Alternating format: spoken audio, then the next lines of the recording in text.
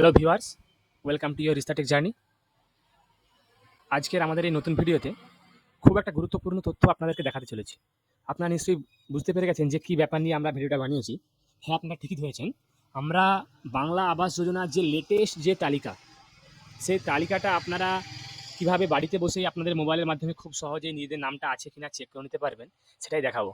না, আপনারা কিন্তু এখন আর পিএমএওয়াইজি সাইট বা অন্য কোনো সাইট থেকে দেখার কোনো দরকার নেই। আপনারা বাংলা আবাস যোজনার লিস্ট আপনারা আপনাদের জেলার ওয়েবসাইট থেকেই দেখতে পাবেন।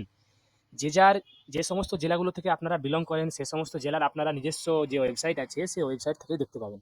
তো তার প্রসেস কি, কীভাবে দেখবেন, সমস্ত আমরা তথ্য এখানে দেবো। আপনারা পুরো ভিডিওটা দেখুন, তাহলে আপনারা বুঝতে পারবেন। তাহলে চলুন শুরু করা যাক।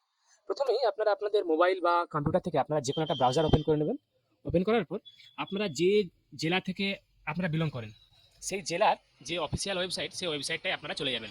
অর্থাৎ আপনারা যে কোনো জেলা, বীরভূম, বর্ধমান, পূর্ব মেদিনীপুর, পশ্চিম মেদিনীপুর, আপনারা যে কোনো জেলা, সেই জেলার যে ওয়েবসাইট আপনারা সেটা লিখে ডাইরেক্ট গুগলে সার্চ করে নেবেন। আপনারা যদি ধরুন আপনারা বীরভূম জেলা থেকে হন, তাহলে আপনারা বীরভূম তারপরে জিওভি লিখে ডাইরেক্ট সার্চ করে নেবেন। আপনারা কিন্তু প্রথমেই বীরভূমের যে বীরভূম ডিস্ট্রিক্টের যে অফিসিয়াল ওয়েবসাইট, সেই ওয়েবসাইট পেয়ে যাবেন। ধরুন আপনারা অন্য কোনো জেলা থেকে বিলং করেন, সেক্ষেত্রে আপনারা সেই জেলার নাম লিখে সার্চ করবেন। দেখুন সেমভাবে কিন্তু সাইট বেরিয়ে পড়েছে। তো এক্ষেত্রে আপনারা দেখাবো, আমরা দেখুন এই যে বীরভূম জেলাতে আমরা দেখাচ্ছি, এরপরে হাওড়াটাও আপনাদেরকে দেখাবো।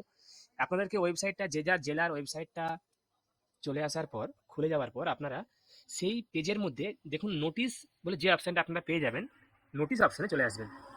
নোটিশ অপশানে চলে আসার পর আপনারা যে দেখুন এখানে একটা অ্যানাউন্সমেন্ট বলে একটা অপশান, এখানে ক্লিক করবেন। অ্যানাউন্সমেন্টে ক্লিক করার পর দেখুন এখানে আপনার প্রথম অ্যানাউন্সমেন্টেই আছে এলিজিবল এবং ineligible inactive beneficiary under rural housing scheme. এখানে আপনাদের ডকুমেন্টের যে লিঙ্ক, সেই লিঙ্ক এখানে দেওয়া আছে। এটা লিঙ্কটা আপনারা ক্লিক করতে পারেন। এটা যেহেতু একটা গভর্নমেন্টের ওয়েবসাইট, তাই এখানে লিঙ্কে ক্লিক করার কোনো ভয় নেই বা রিডাইরেক্ট হওয়ার কোনো আপনাদেরকে কোনো ভয় পাওয়ার দরকার নেই। আপনারা লিঙ্কটা ক্লিক করবেন। ক্লিক করার পরে আপনারা দেখুন সংশ্লিষ্ট যেসব ব্লক আছে, সেই সব ব্লকের আন্ডারে আপনারা এলিজিবল লিস্ট, অর্থাৎ যারা পাবে সেই সব লিস্ট, যারা ইনএলিজিবল যারা পাবে না, এবং যাদের ইনঅ্যাক্টিভ আছে ব্যাংক, তাদের লিস্ট আপনাদের এখানে শো করবে। তো আপনারা এই সব অপশানে ক্লিক করে এগুলো কিন্তু আপনারা দেখুন, এই যে আপনাদের এখানে পিডিএফ, এই পিডিএফটা আপনারা এখানে ক্লিক করে ডাউনলোড করে নিতে পারবেন। এবং তা ডাউনলোড করার পর আপনারা এখান থেকে আপনাদের লিস্ট এখানে দেখে নিতে পারবেন। তবে এখানে একটা জরুরি তথ্য যেটা আপনাদের সঙ্গে শেয়ার করা উচিত, যে সমস্ত জেলাগুলিতে উপনির্বাচন ছিল, অর্থাৎ যে সমস্ত জেলাগুলিতে উপনির্বাচনের আদর্শ আচরণবিধি লাগু ছিল, সেই সমস্ত জেলাগুলিতে কিন্তু আপনারা এখন বাংলা আবাস যোজনার লিস্ট কিন্তু দেখতে পাবেন না।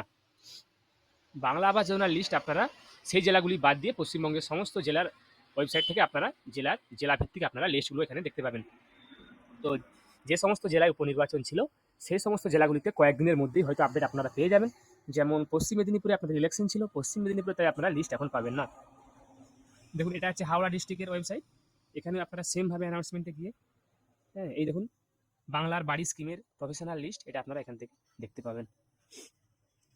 এখানে আপনাদের ব্লক আছে, সেমভাবে এলিজিবল ইনএলিজিবল ইনঅ্যাক্টিভ লিস্ট আপনারা কিন্তু দেখতে পাবেন। তো আপনারা দেখুন আপনারা কাদের কাদের নাম আপনাদের আছে।